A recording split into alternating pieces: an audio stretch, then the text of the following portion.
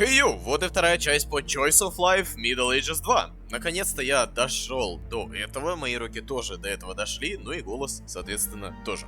Сегодня пред нами стоит очень важная задача отыскать наш утраченный перстень. Ну как утраченный? У нас его, конечно, отобрали, и, между прочим, силой, попрошу заметить. Но все же, да, нам что-то нужно с этим явно делать. Ну а что из этого выйдет? Смотрите далее.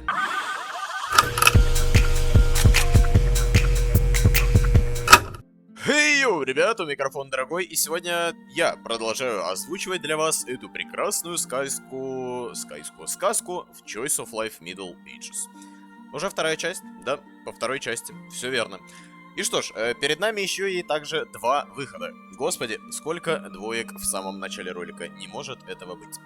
Либо ворота замка, либо окраина леса. Вопрос, что нам выбрать? На окраине леса нас где-то обокрали вообще, вроде бы. Давайте ворота замка. Перед входом в замок собралась очередь из подростков. Многие из них подозрительно похожи на вас.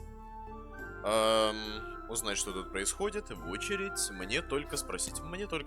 Участники очереди злобно смотрят на вас. Один из них дает вам зубы. Да, это явно не... не королевское отношение к принцу. Ну и сердечко от этого точно потерялось. Ты что, самый умный? Да, я принц. А ты уверен? Может, и это я принц? Ну, слушайте, если он нам дал зубы, вряд ли наш персонаж способен дать ему отпор. Мы, конечно, можем проверить и потерять еще одно сердечко, и не пойми, зачем гнаться. Но зачем, если мы можем либо парировать, но нам тоже зададут, скорее всего, в зубы, и мы просто замолчим.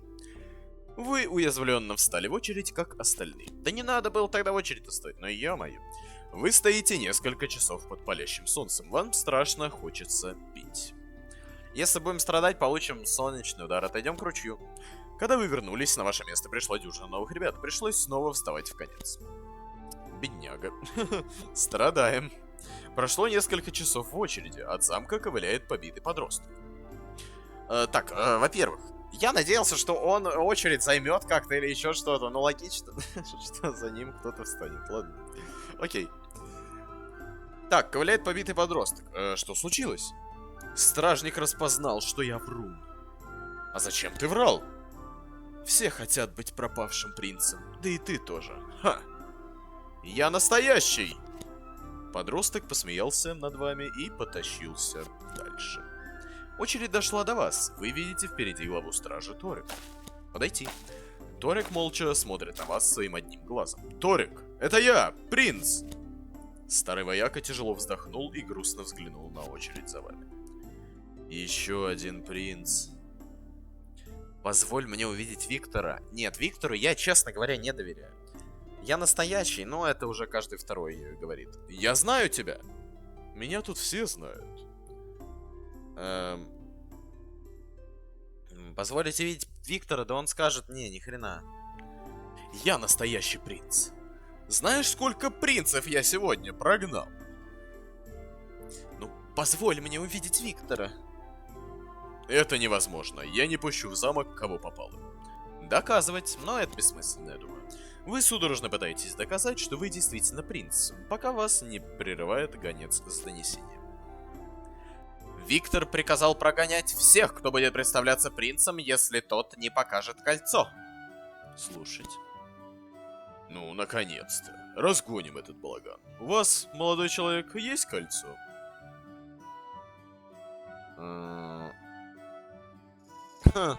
Ну, я его потерял. Есть. Он попросит показать, но это же очевидно, нет? Ты меня не признаешь, дубина? Увести его. Ну ты поплатишься, ну да. Да, ну... Силу проявлять тут вообще нельзя, короче. Вас силой вышвырнули в канаву. Закрыты пути, ворота замка. Ну на окраину леса поехали, а что? У нас одно сердечко, между прочим. Из кустов раздается голос с мяукающим акцентом. Обернуться. Вы видите, как серпантина лениво намывает свои бока. И то и дело сверкает в вашу сторону фиолетовыми глазами. Неплохо. Вас не пускают в собственный замок.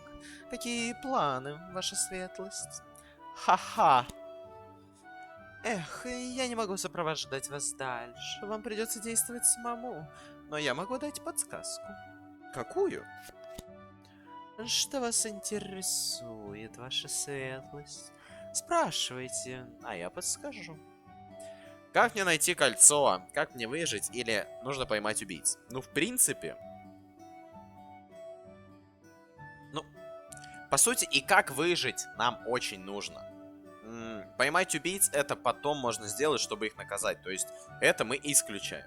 Как мне найти кольцо, либо как мне выжить тут? Без кольца меня не вернут в замок. Если мы найдем кольцо, то долго выживать и не придется. Но если вдруг придется, то мы уже помрем. Ну, если что, переиграем. Все, поехали. Через кольцо. Мяу, вашей светлости не справится в одиночку. Загляните в деревню неподалеку. Может, найдется наивный добряк, который проведет вас в лес. Может быть. И правда, кто-то из крестьян должен знать этот лес как свои 5 пальцев. Ну что, ваше величество, это все, что вы хотели узнать? Нет, у меня еще есть вопрос. Что вас интересует, ваша светлость? Спрашивайте, а я подскажу. Ну все, тогда все в порядке. Как мне выжить тут? Бедный, бедный принц. Вряд ли кто-то из крестьян примет вас на содержание просто так. Но вы можете попытать счастье на севере, в академии. А дальше? Если у вас получится доучиться до экзамена, то есть шанс встретиться с бывшим королевским магом. О, может, он поможет. Хотя я бы не доверяла магам. Учиться? Долгое время придется бездействовать, но что поделать? Так вы хотя бы будете в относительной безопасности. Понятно. Нет, у меня еще есть вопрос. Нужно поймать убийц. Я так помню, на охоте вы были с Маркграфом. Может, стоит навестить его? Его земли находятся неподалеку. Абатур. Вы даже не уверены, что Маркграф не причастен к покушению на вас? Да и к нему не пустят, кого попало. Ну что, ваше величество, это все, что вы хотели узнать? Пожалуй, пожалуй. Кошка улыбается во все зубы и скрывается за деревом. Голова трещит от переполнявших ее вопросов и раздумий, но вы понимаете, что пора идти, когда слышите рык животного из кустов поблизости. Вперед! Открыты пути, переправа, мельница, деревня. Окраины леса закрыты. Итак, это деревня, это переправа, это мельница. Мельница, пока я не знаю, что там будет. Переправа это на другой какой-то островок, берег, да? И деревня. Это вроде бы не Кабатура, это за крестьянами, да, я так понимаю, идти. А вот туда, наверное, через землю, а мельница это что-то другое. Давайте, знаете, что почитаем? Вот это. Про Эйнхарда и про всех вот этих мы вроде читали. Александр, сын Беатрис, младше вас на 3 года. Серпантина, загадочная говорящая кошка. Абатур, возглавлял поход за южан несколько лет назад. За успехи в войне был назначен маркграфом Восточного удела. Убийца – один из тех, кто устроил покушение. Все, что вы успели заметить, это татуировка в виде рыбы на его руке. Да, ну слушайте, хотя бы татуировка. Мы уже сможем из-за этого очень много, если что, определить всего, опознать. Торик. Говорят, что это самый матерый воин в королевстве. Правда, слепой на один глаз. Бедняга. У меня нет предметов, у меня есть навык. Убийцы оставили безобразный шрам на вашем лице. Вас сложно узнать бывшего принца. Бедолага, бедолага наш принц. Ну ладно, пойдемте его спасать. Я думаю, стоит наведаться в деревню. Там что-нибудь уже видно будет. Вы чувствуете усталость, однако за холмом уже слышен работящий люд в деревне. Осталось только преодолеть горку. Прилечь отдохнуть на холме, на горке. Ну, в принципе-то можно было бы, но рвануть на холм, а вдруг он упадет и все, и спрыгнется, и умрет нахрен. Так что поехали так. Вы находите уютное место под деревом, скрытое тенью и кустами от чужих глаз. Вы чувствуете, как сон подбирается все ближе, но стук колес со стороны дороги прерывает его. посмотреть. Вы выглядываете из своего укрытия и видите, как повозка медленно едет по дороге. Повозку управляет мужчина в холщовой рубахе. Подойти. Повозка останавливается прямо перед вами. Мужчина приподнимает с глаз свою широкую шляпу и окликает вас. Приветствую тебя! Что тебе нужно? Что везешь? Новый сорт пшеницы. Продам его деревенским, если заинтересуются. Пока торговец отвечает на вопросы, вы замечаете в лесу вооруженных людей, следящих за вами. Предупредим торговца обязательно. Ах, снова эти бандиты. Подсоби немного, встань спиной к лесу. Предмет получен, железный кортик. Вы делаете, как попросили. Торговец достает 2 свертка, один из которых дает вам. Под белой тканью вы замечаете кортик. Пока вы рассматривали врученный вам сверток, над головой раздался громкий щелчок. Поднять голову, торговец поспешно заряжает арбалет. Следующий болт. На вас несутся 3 бандита. За их спинами лежит лучник с болтом в груди.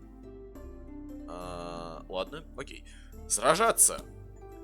Титул получен. Храброе сердце.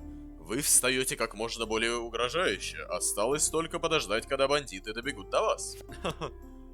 Удар противника порвал веревку, державшую ваши портки. Теперь они спадают. Драться так. Портки упали на землю, и вы продолжили бой почти голышом. В чем-то стало даже удобнее. Ну хорошо. Вас повалили на землю. Притворимся мертвым. Ваш противник не медведь, поэтому не сработало. Вай. Вот и первая смерть. О вашей кончине сложат песни. Жалко, что вы их не услышите. Поехали, деревня. Опять приляжем отдохнуть. Все это посмотрим. Я думаю, что нет смысла нам как-то изменять. Я думаю, что нужно с торговцем просто что-то другое сделать. Правильно же? Мне кажется, что да. Мы опять же сражаемся, мы не бросаем. Обходит по кругу и пристально следит за вами, противник. Оу, давайте выкрикнуть боевой клич. Враг теряется от вашего боевого пыла и спотыкается. Не тратя ни секунды, вы наносите удар по лицу. Враг становится на колени и сдается. Отобрать оружие. Только вы подходите, как сразу получаете удар кинжалом.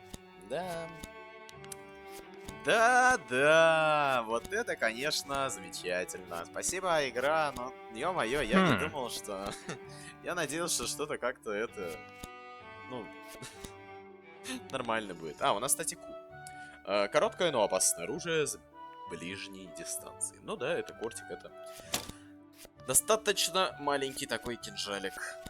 Моряков, если не ошибаюсь. В основном. Противник решил перекусить во время боя. Он достает буханку хлеба и начинает жадно ее поглощать. Нападать, пока он Кажется, перекус дал врагу новых сил. Он легко уклоняется и отвечает вам. Зря мы попробовали на него напасть. Ваши страдания закончены, как и ваша жизнь. Я вернулся к тому моменту, где мы остановились, потому что... Я думаю, что вам уже надоело одно и то же смотреть, поэтому продолжим.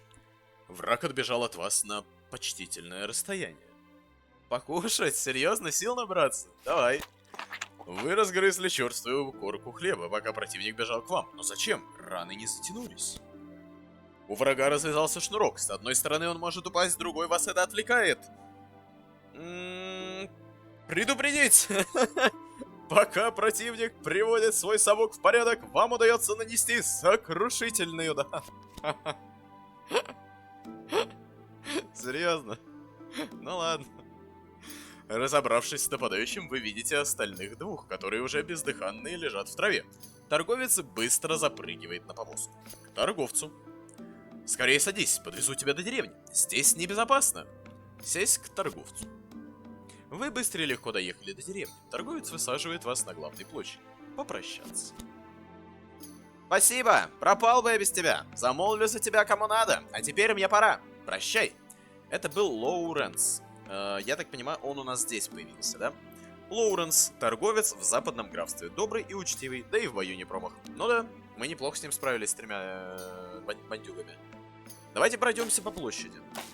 На ваших глазах рыцарь хвастается своей броней перед крестьянами. Снять броню. И кто ты? Гений, дворянин, любимец дам, феодал. Ответил рыцарь с ухмылкой и ускакал прочь. Вокруг вас бегает пес, радостно виляя хвостом. Прогнать. Пес убегает, но вскоре возвращается и незаметно для вас мочится вам под ноги. Ну, ладно, спасибо, пес. Не спеша, стуча тростью, к вам ковыляет седой старик. Поздороваться первым. Ох, сынок, вижу, ты у нас впервые. По традиции деревни, все новоприбывшие должны станцевать на площади для народа. Не, ну это какой-то мем, отказаться, не будем. Старик откидывает трость в сторону и падает на землю, начиная орать. Избивают! Помогите! Это не я. На зов старика сбегается несколько работяг, настроенных и явно недружелюбно. Оставаться на месте.